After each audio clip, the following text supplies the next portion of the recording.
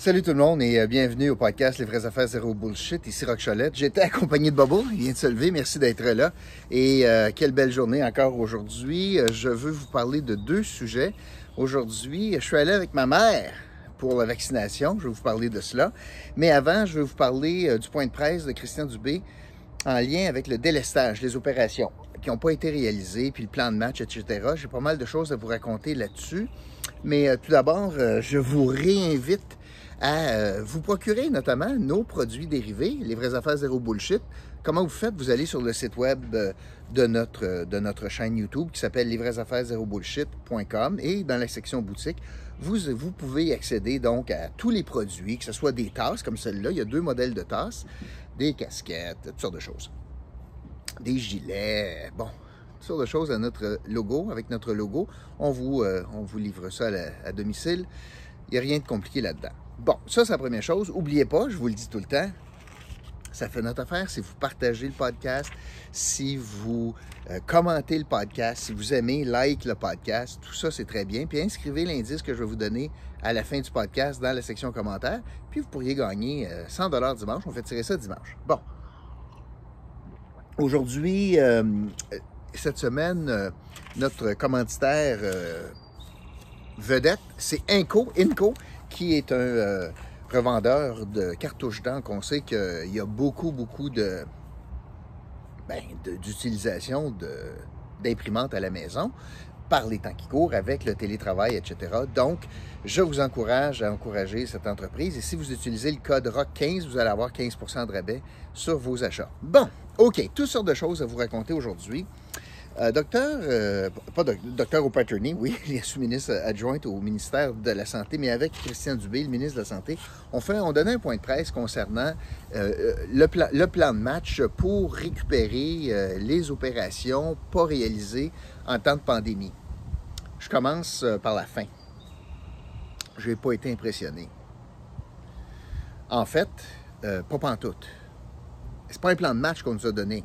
C'est voici nos souhaits, voici ce qu'on veut, puis là, il faut négocier cet été. Là, tout le monde va aller en vacances, tout le monde va se reposer, puis peut-être qu'on va être capable de sortir de la merde d'ici 2023, puis je vais vous donner des chiffres. Alors, commençant par la fin, il n'y a pas de plan sur la table. Je ne sais pas comment on va atteindre des objectifs, puis l'objectif, là, c'est d'arriver à une situation pré-pandémie. Mais situation pré-pandémie, là, il y avait 125 000 personnes sur la liste d'attente. Ça, c'est notre objectif. Le gouvernement a fait un point de presse aujourd'hui là, pour dire essentiellement, là, mon objectif, c'est de revenir à où on était. Quand même pas pire. Puis de vivre avec 125 000 personnes. Donc, je vous donne les chiffres de pré-pandémie. 125 000 sur la liste d'attente. De ceux-là, il y en avait 4 000 qui étaient de plus d'un an. 4 000 personnes attendaient de plus d'un an.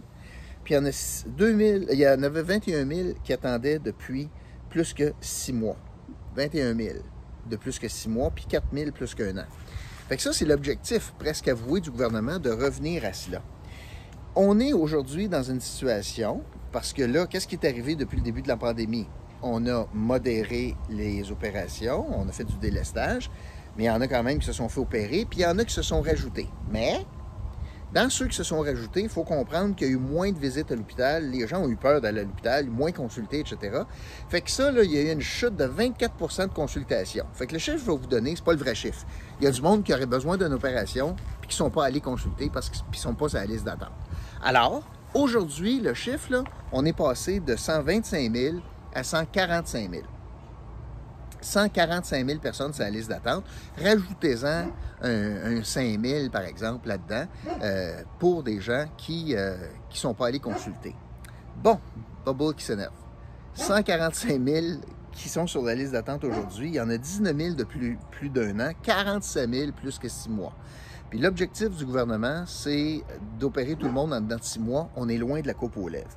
Et là, le plan de match, c'est vraiment d'ici 2023. Donc, dans 21 mois, le plan de match, c'est de revenir à des chiffres qui auraient de l'air à peu près d'avant-pandémie. Mais il faut comprendre que dans 21 mois, là, pour l'atteindre, on nous a donné des cibles. On nous a donné de qu'est-ce qu'on pourrait faire. Mais il n'y a pas de deal, il n'y a pas de plan, Il n'y a pas d'entente avec le monde syndical. Est-ce que ça veut dire qu'on va avoir plus recours au privé? Ils ne nous ont pas parlé de ça. Est-ce que ça veut dire qu'on va ouvrir les salles d'opération plus longtemps? On n'a pas parlé de ça. Et le problème présentement, c'est pas nécessairement les chirurgiens, parce que les autres veulent opérer, mais c'est très certainement la disponibilité des salles d'op. Quand je dis ça, ça veut dire la disponibilité du personnel qui travaille en salle d'op, puis la disponibilité du personnel du monde qui travaille sur les étages en post-opératoire. Alors, aujourd'hui, j'ai pas grand-chose à vous dire, je vais vous dire honnêtement, si ce n'est que le gouvernement a fait un genre de saumon de lui-même. Il a branlé à la queue dans la chute, là, le saumon qui essaie de remonter à la chute, là, le courant, puis là, il a branlé à la queue, mais il avance pas. Bien, le gouvernement, aujourd'hui, il a branlé à la queue, mais il n'a pas avancé. Puis, l'objectif du gouvernement, l'objectif avoué, là, c'est d'augmenter, écoutez bien ça, pour arriver à 2023, l'objectif, c'est d'augmenter de 6 000 chirurgies par mois. Faire 6 000 chirurgies par mois de plus, ce qui voudrait dire qu'on ferait au Québec 194 opérations par jour de plus dans tout le Québec.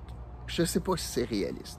Avec l'enjeu de personnel que l'on a, surtout quand on n'a pas de plan de match, je ne sais pas. Il y a tous les jours, 7 jours par semaine, là, parce que je l'ai calculé sur 31, 7 jours par semaine pour atteindre 6 000 opérations de plus par mois. Imagine, il faut faire 194 de plus par jour, opérations de plus par jour. Je n'ai pas l'impression que c'est très, très réaliste. Donc, des bonnes intentions.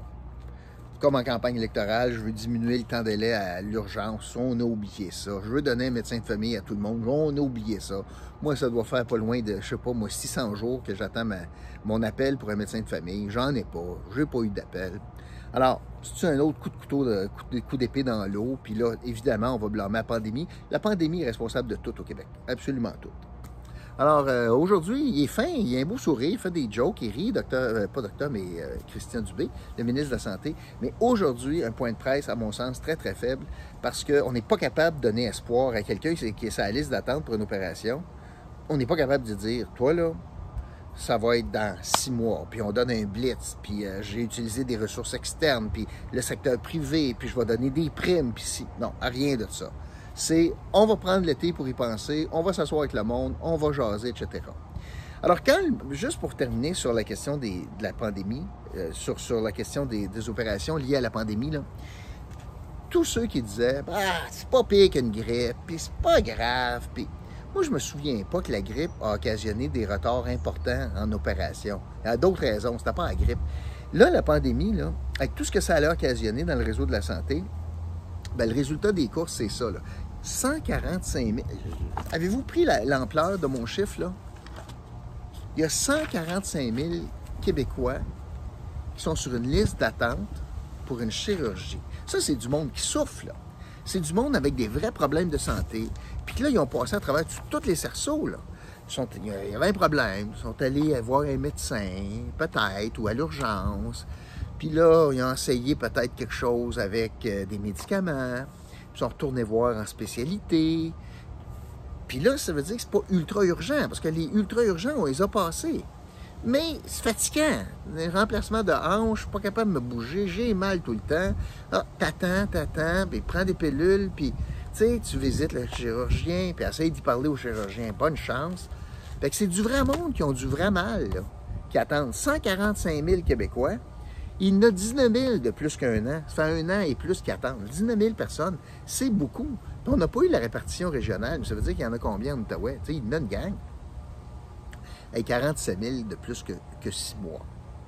Alors, c'est beaucoup. J'ai l'impression aussi que c'est inégal par région. J'ai pas l'impression, je vais m'aventurer, j'ai pas l'impression que le bilan Outaouais doit être bien bon à comparer aux autres régions. Ils nous ont pas donné ça, mais mon feeling, c'est que, surtout avec la 3e vague qu'on a eue, puis les mesures très, très coercitives, moi, j'ai pas l'impression que ça va super bien en matière de chirurgie ici.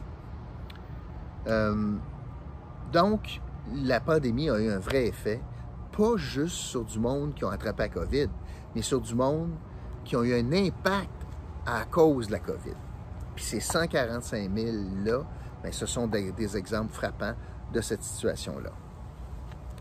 Je veux vous parler d'un autre sujet. Ce matin, je suis allé au Palais des Congrès avec ma mère pour sa deuxième dose de vaccin qu'on a été capable d'avancer. Ça s'est bien fait. Elle avait le groupe d'âge, elle avait le Pfizer, etc. Le monde sont fins. Les employés, là, c'est fin. C'est fin à mort. Fait que mon commentaire, c'est pas relié aux employés. Mais tu parles d'une organisation broche à foin. Nous autres, ma mère avait un rendez-vous pour 8h40. Inutile. Absolument inutile un rendez-vous. On est arrivé là, d'avance. D'avance. 8h20, je sais pas, quelque chose comme ça, 8h20, 8h15. Évidemment, le stationnement gratuit était plein. Alors, arrangez-vous. Parce que, évidemment, il n'aurait pas pris des passes de stationnement payantes pour faciliter la vie au monde. Ben non. Là, c'est des personnes âgées de 80, 85 ans, là. Allez parker ailleurs. On commence de même. Pas grave, je l'ai payé. Ça a coûté 15$ de stationnement. Je l'ai payé. C'est correct. C'est comme... Puis, pourtant, quand on va à l'hôpital, là, la CAQ a changé ça, première demi-heure gratuit, puis les patients, puis ouais, donc. Mais pour la vaccination, tu payes. Ça, c'est mon premier commentaire. Deuxième commentaire, je stationne. Regarde ça. Hey, une ligne dans le stationnement. Tu sais, dans le Palais des Congrès, le stationnement est pour souterrain, mais il est étagé, comme puis il y a des bâtiments par-dessus. Alors, hey, des barricades, puis tu fais le zigzag. Puis il y avait du monde. Ben, voyons donc. Fait qu'à 8h15, puis je dis, ah ben ça, c'est parce qu'il y a du monde sans rendez-vous, puis ils décident de faire la file. Fait que je me suis dit, il n'y a pas de problème. Fait que j'avance avec ma mère qui a de la misère à marcher. Puis je demande au préposé qui est là, je dis, la ligne pour ceux qui ont des rendez-vous, on a un rendez-vous à 8h40. Ah ben c'est là, monsieur. Ben, ce que tu veux dire? Ben, c'est là. Ben oui, mais as-tu vu le monde? C'est ça. Fait que ça me donne 0 d'avoir un rendez-vous. Ben, c'est là la ligne. Fait que là, on s'en va faire les zigzags. Je vous le répète, là. Il faisait chaud. Une chance que c'est pas au soleil. C'est des personnes de 80 puis 85 ans, puis ah ouais donc. La plupart ont de la misère à marcher, puis à se bouger. Pas une chaise. Pas une chaise. Il y en a en haut. Je reviendrai là en haut. Mais pas une chaise dans le stationnement. Ben, voyons donc. Fait que là, on avance de peine et de misère. Puis là, ça prend 25 minutes avant d'arriver à la porte. Fait que 25 minutes debout, c'était trop pour ma mère. Bon, on arrive à la porte. L'ascenseur, puis hey, c'est du contrôle. Mais attends une minute, avant d'arriver là, le monde qui arrive en auto, oh ben vous autres, vous pouvez passer en avant. Parce que moi, je te l'ai payé le parking, toi, mets-toi en arrière de la ligne. Là, ça coupe de partout. Ouais. Bien organisé. C'est pas fâchant pantoute. Ben non, c'est pas fâchant. À 25 minutes, t'attends, puis ça passe devant le monde, puis pas grave. Là, on embarque dans l'ascenseur, on monte. Ah ben là, si t'étais arrivé par l'escalier roulant, ah là, tu coupes toute la ligne, par exemple. Ben, c'est drôle, ils nous ont pas dit ça. Si t'arrives par la place du centre, pas de problème, mon chum, passe. Là, on recommence une autre ligne en haut, et là, au moins, il y a des chaises. Mais ça avance tout le temps. Fait que, je sais pas qu'est-ce qui est plus dur pour une personne âgée. C'est-tu d'être debout, ou c'est-tu de la faire asseoir 3 secondes? Oups, la ligne avance. Relève-toi, madame. Avance de 10 pas. Rassis-toi. Oups, relève-toi. Avance-toi de 10 pas. Pas qui a pensé à ça, mais c'est comme ça que ça marche. Puis ensuite, bon, ben les processus, ça a bien été, honnêtement. Là, une fois que tu es rendu, là, l'organisation est meilleure. J'ai trouvé ça assez rudimentaire, assez cow-boy, assez pas penser aux patients. Dans le fond, c'est ça le problème du réseau. On pense pas aux patients. Si c'était ta business, là, puis tu veux faire attendre une personne de 85 ans pendant 20 minutes dans un parking, c'est une bonne idée de service à la clientèle. Si c'était ta business à toi, là, d'après toi, là. Ouais, moi, là, je vais vendre quelque chose à cette madame-là de 85 ans, puis ma meilleure solution, c'est de la faire poireauter dans un parking, pas de banc, pendant 25 minutes. C'est ça que tu ferais, toi, si t'étais en business? Ben non, c'est pas ça que tu ferais. Puis là, en haut, ça a bien été, le vaccin. Et là, parce que je l'accompagne, on me dit, voulez-vous votre deuxième... Voulez-vous le vaccin? J'ai dit, je l'ai eu, moi. Vous vous en souvenez, je vous ai parlé de mon expérience avec le AstraZeneca. Ah, vous pouvez avoir votre deuxième dose. Je dis, voyons donc.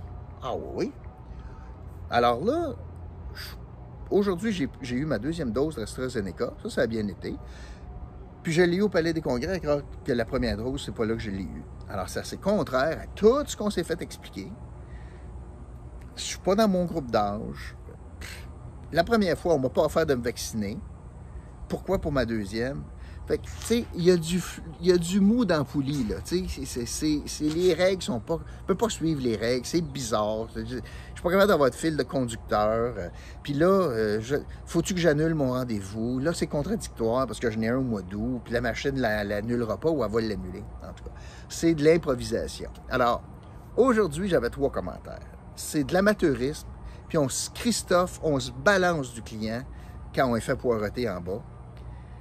Le personnel est extraordinaire. Ma mère a eu du bon service. Puis, je suis content d'avoir eu ma deuxième dose d'un vaccin de marde, le AstraZeneca, mais je l'ai eu. Mais il y a bien de l'ambiguïté dans tout cela. Ce qui était un peu fâchant, en terminant, c'est que, rendu à la fin de notre séjour, il n'y a plus un chat en ligne nulle part. Il n'y a plus un chat. Il n'y a personne en haut qui est en ligne. Il n'y a personne dans le stationnement qui est en ligne. C'est vide. Il est 9h30 à peu près. Il y a pas mal d'écoliers qui étaient arrivés, là, du primaire. Notamment, j'ai rencontré des élèves de l'école Saint-Jean-Bosco. Voulez-vous bien me dire qu'est-ce que ça donne d'avoir un rendez-vous à 8h40? S'il y a full à 8h40, puis rendu à 9h30 et 20, il n'y a plus personne. Moi, je comprends plus ça. Je comprends pas ça. Fait que félicitations au monde, aux employés du réseau, mais pas des félicitations pour les organisateurs puis les bien-pensants, là, de faire poireauter des personnes âgées dans un parking sans chaise, là. Ça prend des sans-cœurs ou des gens qui n'ont pas réfléchi 2 minutes à comment ils traitent leurs clients. C'est ça un petit peu ce que je voulais vous dire. Et le mot aujourd'hui, ça va être le mot client. L'indice du jour, c'est le mot client. Voilà. Merci beaucoup d'avoir été là. Je vous revois demain pour un autre podcast, Les vraies affaires zéro bullshit. Salut.